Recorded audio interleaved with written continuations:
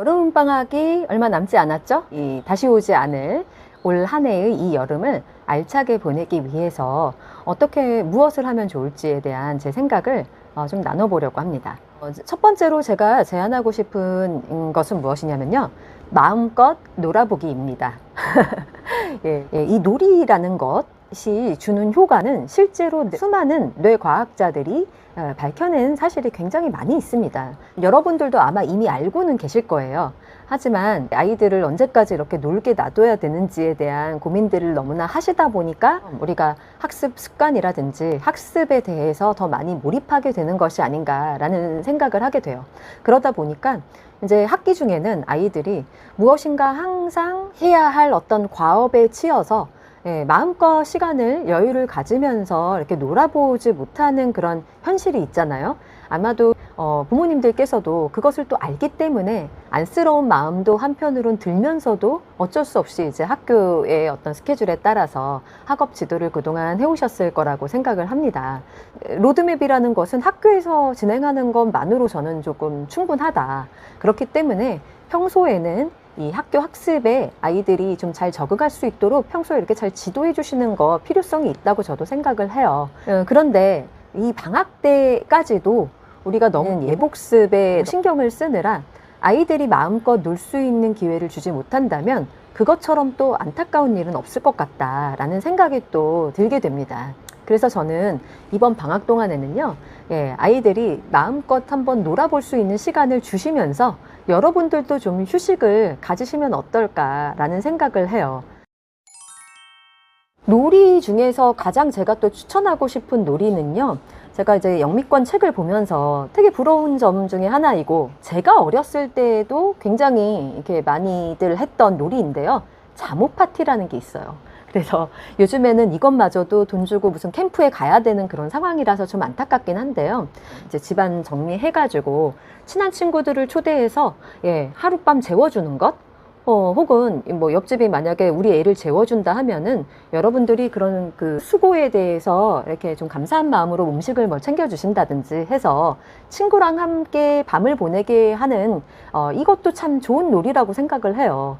제가 어렸을 때 이런 적이 많았었는데 우리 아이들을 키우면서는 이게 좀 쉽지가 않다라는 생각을 많이 하기도 했었거든요. 그런데 저는 어렸을 때 친구들이랑 밤늦도록 이렇게 수다도 떨고 재미있게 뭐 베개 싸움도 하고 막 이러면서 지냈던 그 추억이 너무나 행복했던 굉장히 긍정적인 경험으로 이제 가지고 있거든요. 그래서 요즘 친구들을 보았을 때 이런 경험을 못 해본다는 것이 참 안타깝다라는 생각을 좀 하고 있기 때문에 이런 놀이를 하루 시켜주신다면 아이들의 입장에서는요, 아주 굉장히 값비싼 여행을 가지 않더라도 아이들의 입장에서는 정말 최고의 선물이 될 수도 있다라고 생각을 합니다.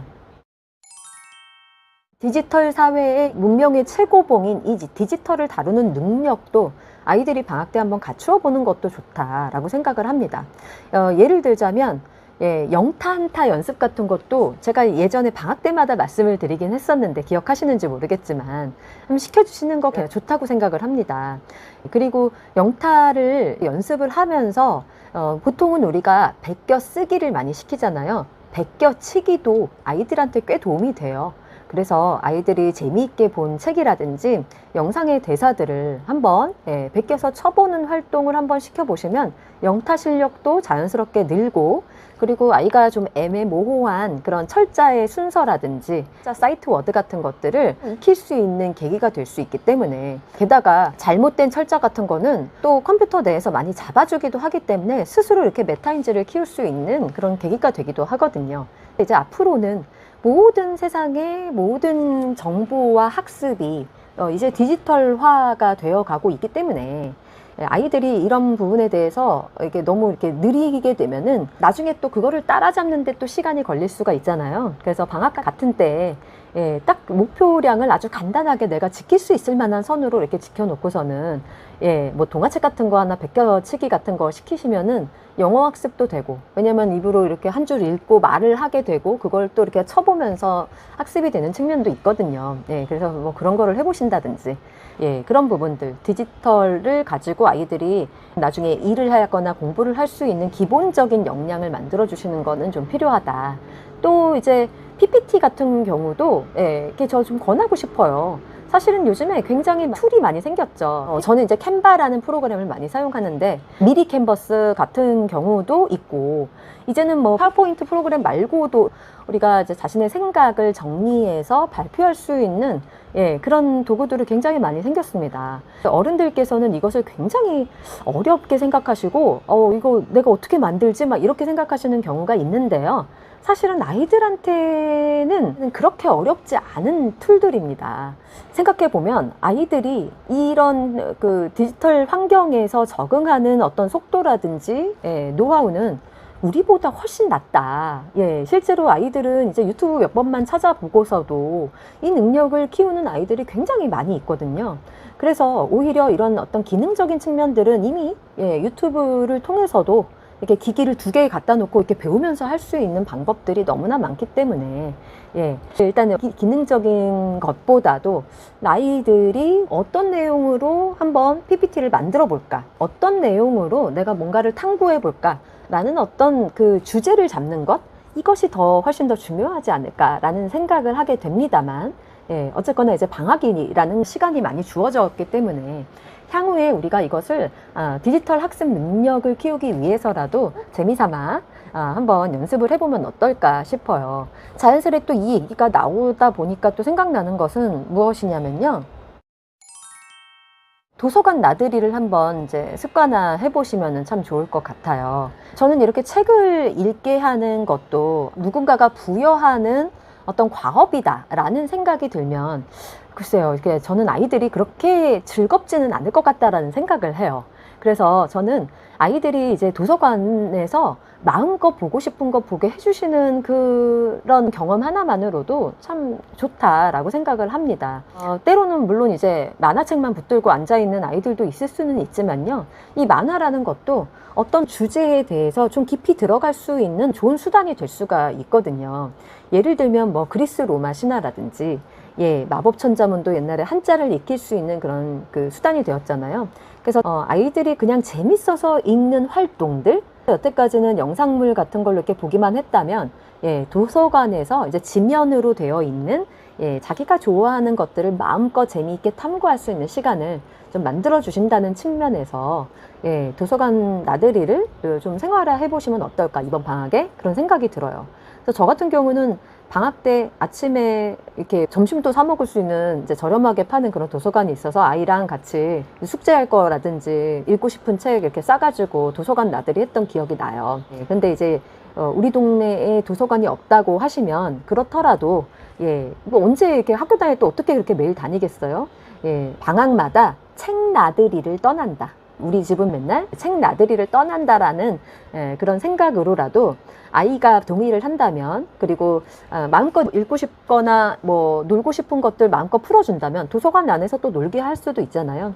그런 일상을 만들어 가신다면 값비싼 뭔가 뭐 휴가지에 가지 않아도 아이에게 정말 너무너무 좋은 경험들을 만들어 주실 수가 있다라고 생각해서 여러분에게 꼭 권하고 싶습니다.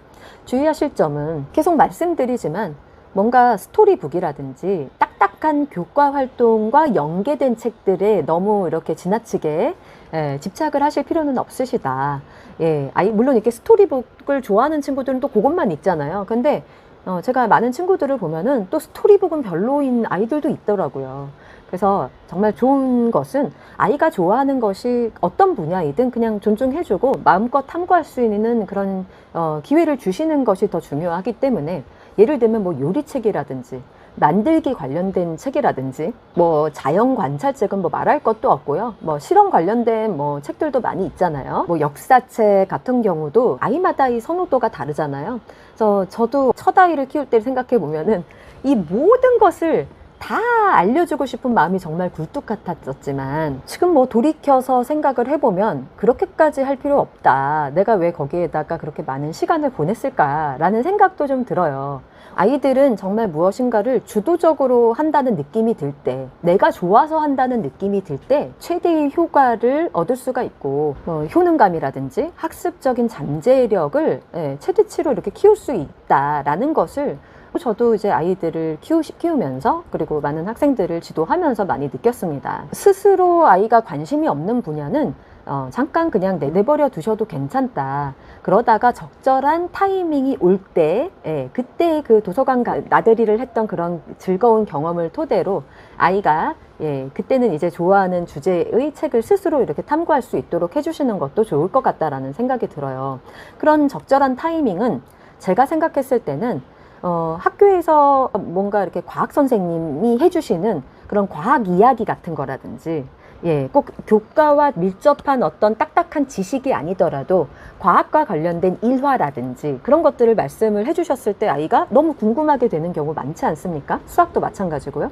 호기심이 최대치로 올라왔을 때 읽을 때가 가장 효율이 좋기 때문에 아이가 만약에 스스로 짚지 않는다면 너무 교과와 관련 학습된 연결된 책에 너무 이렇게 과도하게 집착하시기보다는 아이가 좋아하는 분야를 오히려 더 이렇게 키워주는 것. 그래서 요즘에 제 채널에서 계속해서 말씀드리는 강점을 더 강화시키는 그런 방학으로 만드셔도 괜찮다라는 말씀을 드리고 싶어요. 그래서 재미없게 읽은 책은 어차피 기억에 남지도 않거든요. 뭐 수업뿐만이 아니라 유튜브 영상들도 되게 과학적인 이야기라든지 역사 이야기라든지 유익한 채널들이 굉장히 많이 있습니다. 약간의 뭐 은어 같은 게 뭐 섞였다고 해서 어떤 부모님들, 너무나 도덕적인 부모님들은 막 수수료치게 놀라시고 그러시지만 아이들이 이런 재미를 느낄 수 있도록 약간의 뭐 너무 반듯하지만은 않더라도 재미를 주면서도 지식을 전달해주는 그런 채널들 굉장히 많아요. 예전에도 제가 몇 번 소개를 해드렸지만 그런 채널들을 부모님이랑 같이 앉아서 이렇게 봐도 좋고, 아이에게 은근히 엄마가 뭔가 재밌어 하는 모습을 보여주면서 너도 이거 한번 봐볼래? 뭐 이렇게 유도를 하신다면 아이가 방학 동안에 정말 이게 실컷 노는 느낌으로도 뭔가 인생에서 정말 다시 오지 않는 그런 재미있고 따뜻하고 행복했던 추억들, 무엇인가를 꾸준히 할 수 있도록 해주는 좋은 그런 경험들을 만들어 주시면 좋을 것 같다. 그런 생각을 하게 됩니다. 그러면 오늘 영상은 이것으로 마치고요. 저는 다음 시간에 다른 이야기 가지고 돌아오는 걸로 하겠습니다. 네, 오늘도 시청해 주셔서 감사합니다.